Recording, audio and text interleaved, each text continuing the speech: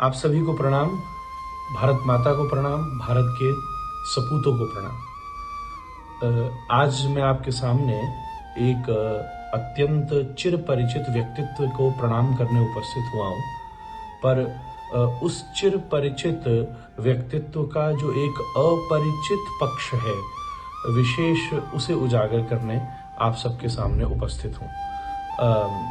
आप सब परिचित हैं, इस देश ने बड़े बड़े सपूतों को जन्म दिया है, पर उस सपूतों में शिखर हमारे पूज्य श्री सुभाष चंद्र बोस जी। बोस के योगदान को विश्व कभी नहीं भूल सकता। इस समय 125वां उनका जयंती महोत्सव पूरा विश्व मना रहा है।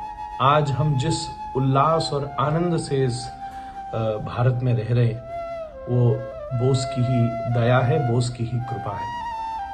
आपके द्वारा दृढ़ किए गए संगठन ही भारत को स्वतंत्रता तक ले गया, इसमें कोई दो राय नहीं है। बल्कि बहुत दस्तावेजों में भी ये प्रमाण है कि बोस के आईएनए ने इस विषय को प्रमाणित किया। हम ये सब चीज़ें तो बोस से तर्कों में बहुत सारी चीज़ें जानते हैं इतिहास के संबंध में, पर एक बहुत छुपा हुआ पक्ष है कि बोस में जितनी शक्ति है, बोस में उतनी भक्ति भी थी।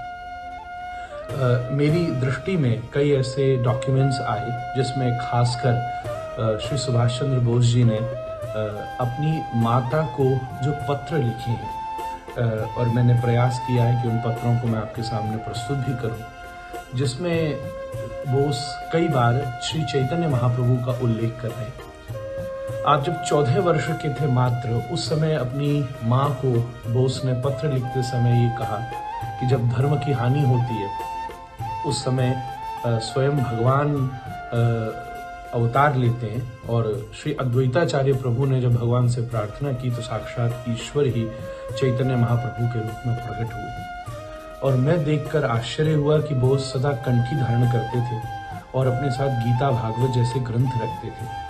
मुझे ये देख के इतना आनंद आया कि बोस श्री वृंदावन भी रहे हैं, और कुसुम सरोवर के बाद पास श्री राधा कृष्णदास बाबा जी महाराज के साथ बैठकर उन्होंने संवाद और सत्संग भी किया है। बल्कि जैसा चैतन्य महाप्रभु का सिद्धांत था, किंबा न्यासी किंबा विप्रो किंबा शूद्र होए, कृष्ण तत्ववेत्ता जिनी तिनी गुरु होए। और श्रीमद् भागवत में जैसे बुआ कुंती स्वयं भगवान से प्रार्थना कर रही हैं, और हम सब वैष्णव जैसे भक्तों की चरण रज मांगते हैं। स्वयं सुभाष चंद्र बोस एक जगह लिखते हैं कि मैं विद्वान या पंडित व्यक्तियों का आसमान पर नहीं चढ़ना चाहता, मैं ऐसे व्यक्ति की पूजा करता हूँ जिसका हृदय ईश्वर के प्रेम से सराबर हो। अगर ऐसा व्यक्ति नीची जाति का भी हो तो मैं उसकी चरण धूलि लेने को तैयार हूँ, क्योंकि मेरे लिए उसकी चरण धूलि बड़ी पवित्र वस्तु है। हमारे यहाँ गोपी भर्तुर पद कमले और दास दासानुदास। श्री रूप गोस्वामी लिखते हैं, ज्ञानावलंबका केचित केचित कर्मवलंबका, अहम तो हरिदासानाम पादत्राणावलंबका। कटक से सुभाष चंद्र बोस अपनी माँ को एक पत्र लिखते हैं, उसमें बुआ कुंती का उदाहरण देते हैं। इसलिए कुंती देवी ने कहा था, भगवान हे प्रभु, मुझे सदैव सब समय कष्ट में रहने दो, जिससे मैं हमेशा तुम्हारे प्रति हृदय में प्रार्थना करती रहूं। यदि मैं प्रसन्न रहूंगी तो शायद मैं तुम्हें भूल जाऊं, इसलिए तुम मुझे प्रसन्नता मत दो। ऐसी भक्ति सुभाष चंद्र बोस के भीतर विद्यमान थी। और इससे एक और सबसे महत्वपूर्ण बात यह है, आजकल लोग ये समझते हैं कि केवल आवश्यकताओं को पूरा करने का नाम भक्ति है, बल्कि जितनी शक्ति बोस में है वो भक्ति भी उतनी ही है। शक्ति के दिए को भक्ति का घी ही प्रज्वलित करता है। भक्ति राष्ट्रवादिता प्रदान करती है, अपने देश के प्रति समर्पण प्रदान करती है, और ये अत्यंत ऊर्जा जिससे सुभाष चंद्र बोस ने इस देश को आज़ादी दिलाई और ऐसा अद्वितीय संगठन खड़ा किया, उसके पीछे जो उनका वैष्णव कमिटमेंट था, जो उनकी कृष्ण चरणों की भक्ति थी, जो उनकी उदारता थी, जो चैतन्य महाप्रभु के प्रति उनकी निष्ठा थी, उसने एक बहुत बहुत अद्वितीय कार्य किया।